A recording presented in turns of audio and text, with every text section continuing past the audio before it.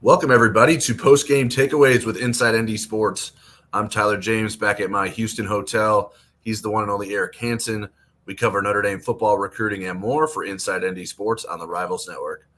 And we're here to share our takeaways from Notre Dame's 23-13 victory at Texas A&M. Eric, this one came down to the fourth quarter, but it was full of interesting moments throughout. What was your biggest takeaway from Notre Dame's win?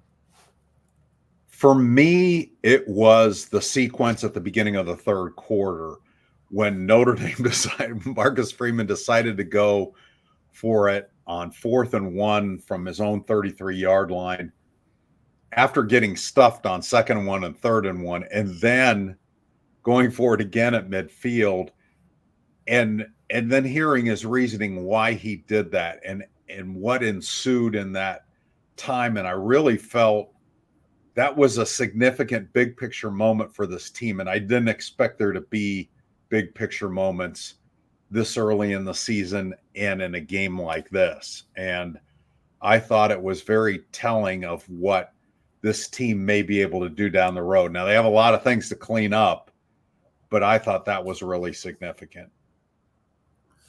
Yeah, I don't know if it says more about how much they believe in Riley Leonard, how much they believe in the offensive line. It's interesting because Marcus Freeman and Riley Leonard talked about this a little bit in the postgame, is that Notre Dame played a little bit like offensively not to lose. They weren't being extremely aggressive, but then in those instances, they were being very aggressive. So the contrast of those two things, and when Marcus Freeman was willing to sort of push the envelope a little bit, I'm sure it had a lot to do with being confident in the defense, be able to stop Texas A&M as well. But pretty fascinating the way that played out.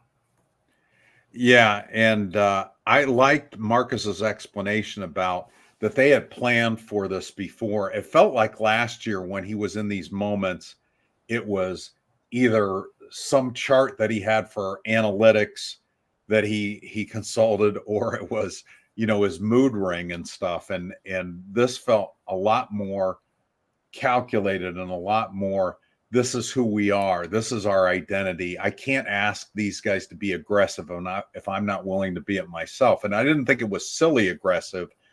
I'm sure that had they not made it, you could argue that it was. But again, I think their defense would have held them to a field goal in that instance, and Notre Dame would have been able to play on. So I thought it was really interesting moment with this team, but again, still a lot to clean up. And let's talk about the offensive line, Tyler. I mean, how long after the game? Maybe you realized it during the game, but I'm like looking at the stats after the game. They averaged 5.8 yards a rush, Notre Dame did, and 0 sacks. Yeah, those stats seem pretty wild, given the inexperience and expectations we had for an offensive line that had some question marks. And even I don't know, from watching the game that I would associate those stats with what I saw. It's not like the offensive line didn't play poorly necessarily, but it had some bad moments. There weren't huge running lanes necessarily. There was a big hole on the Jadarian Price touchdown run, and then he made a lot of guys miss, and I think made something out of an opportunity. And even the Jeremiah Love go-ahead touchdown, he just sort of gets through a small crevice there. It's not exactly a wide hole for him to get through. Showed a little patience with that too. Yeah, but the fact that they were able to sort of withstand the hiccups of the inexperienced offensive line, and sort of seemingly maybe get stronger throughout the game. Maybe those guys are getting more comfortable. When you're talking about 3 first-time starters, it would make sense that the longer the game goes on, that maybe the more comfortable they would get, even in a tough atmosphere like that. So I think you have to be pretty proud if you're Joe Rudolph of what that offense to do, especially with the no sacks. Although I would say that the passing game and the way it was drawn up by Mike Denbrock, which we sort of alluded to going into the game, is that they're going to work to protect this offensive line. And it seemed pretty obvious with the passing attack that they weren't trying to put those guys in bad spots. How about you? I mean, I think you had a different defining moment in that game than I think the last drive or the go-ahead drive for Notre Dame is just so interesting to me, how it was basically the exact same opportunity that Texas A&M had right before Notre Dame did. Texas A&M goes 3 and out, has a third down conversion attempt that the running back Le'Veon Moss catches it basically at the sticks, but runs out of bounds short of the first down mark. And then on third down, the third play of Notre Dame series, Jaden Greathouse catches it at the sticks, but wisely keeps going and gains the yards needed. I think Greathouse had more room to roam when he wasn't that close to the sideline where Moss was. But and then from there, Notre Dame picks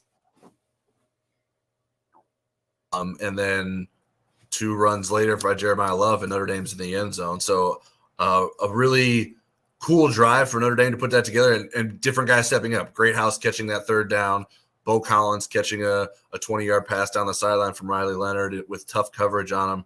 Riley Leonard picking up 9 yards to start the drive to get them comfortable, but then also picking up an 11-yard run. I thought it was important that he sort of slid to stay in bounds and kept the clock running at the end of that run as well.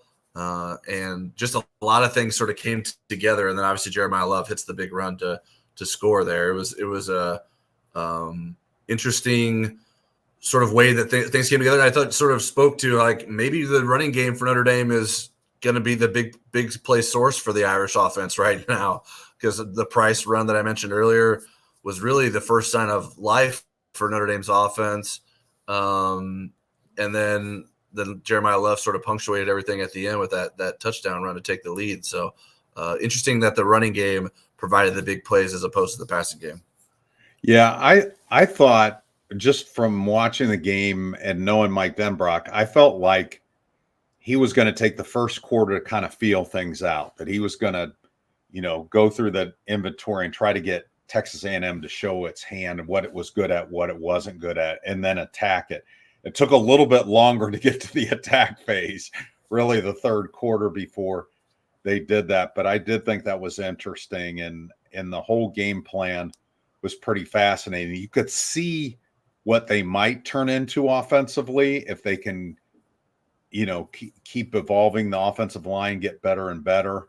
I know that in our earlier post-game show, Into the End Zone, which Bob Morton and I did right after the game, Bob was pretty bullish on the offensive line, and not just because he's a former offensive lineman. I mean, he really feels like he saw enough tonight to make him feel like this not only was going to be something that he could camouflage pretty well, but eventually become an asset for this offense, the offensive line. So I thought that was kind of an interesting observation. What did you think of Riley Leonard's night? He reminded me of the Duke version of Riley Leonard at his best. I mean, he was a guy that stepped up in big moments, that could toggle between the rushing and the passing game. I didn't see the new Riley Leonard that I think I will see later in the season, a more accurate passer, maybe a more, the longest completion was 20 yards. I would expect to see moments where he wins the game with his arm more, or leverages the game with his arm more. I thought he was good enough in the passing game, but he was a better runner and a better leader and a better manager than he was a passer. And so that's what my impression, but I thought he delivered the story. That's what was the criticism of Sam Hartman. I mean, Sam Hartman's stats were really good for the year, but he didn't deliver the story, and it wasn't all his fault. How about you? Yeah, what do you think of Riley? I thought Riley had showed sort of the moxie and the toughness that I think Notre Dame really needs at quarterback with this offense. Obviously, I don't expect, and Marcus Freeman alluded to this in the postgame, that Notre Dame's going to want and feel the need to run Riley Leonard as much as it needed to tonight. But they put him through a lot with a lot of running responsibilities, and just you naturally take a beating with that. And then on one play he hits his hand on a defender, and you wonder, oh man, sometimes that can be. He hit the helmet. Yeah, sometimes that can be a real serious injury, and sounded like it was just a bruise, and he was able to play through it. Now he wasn't necessarily like his accuracy. I don't think was dictated by that. Like he wasn't accurate before that happened in the game, or at least as accurate as you'd like him to be. So there were some missed opportunities. More accurate than Connor Weigman, though. Yeah, he was better than Connor Weigman.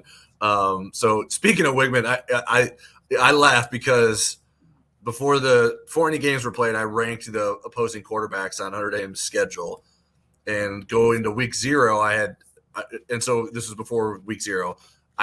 So I decided to put DJ Uiagalelei above Connor Weigman as 1 and 2 on the opposing quarterbacks list.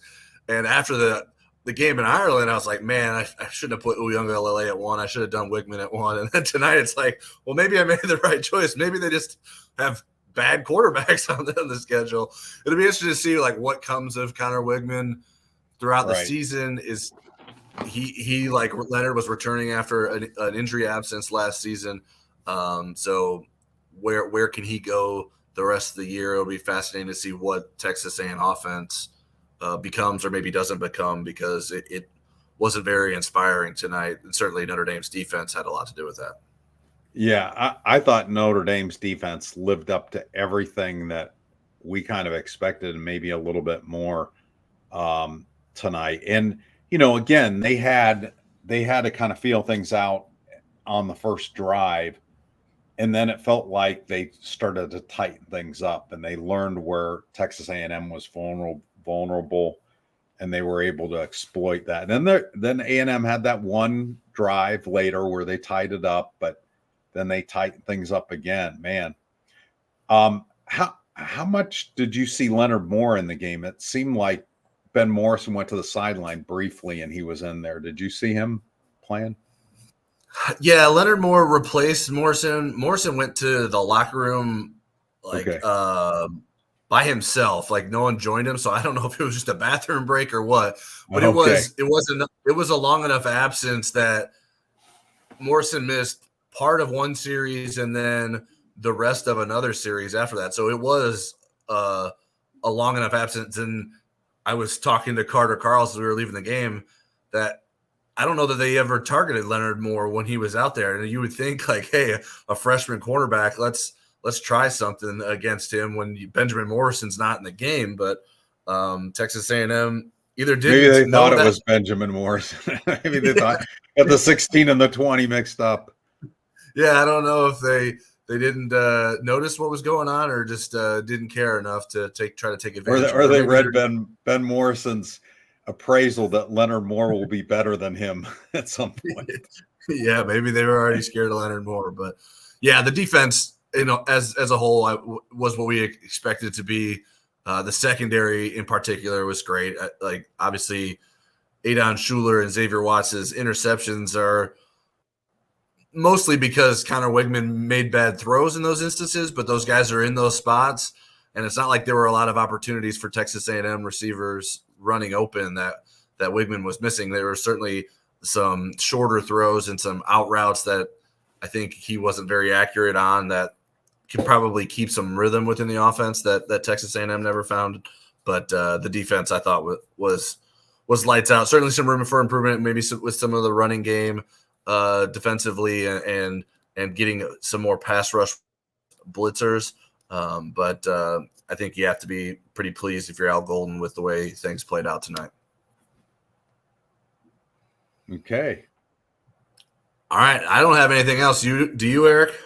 Well, I think if you're Marcus Freeman, where's your emphasis this week? What's at the top of your to-do list for this team as you go into Northern Illinois, who beat Western Illinois by a lot? I'm not sure what that means at this point, but at least they scored points.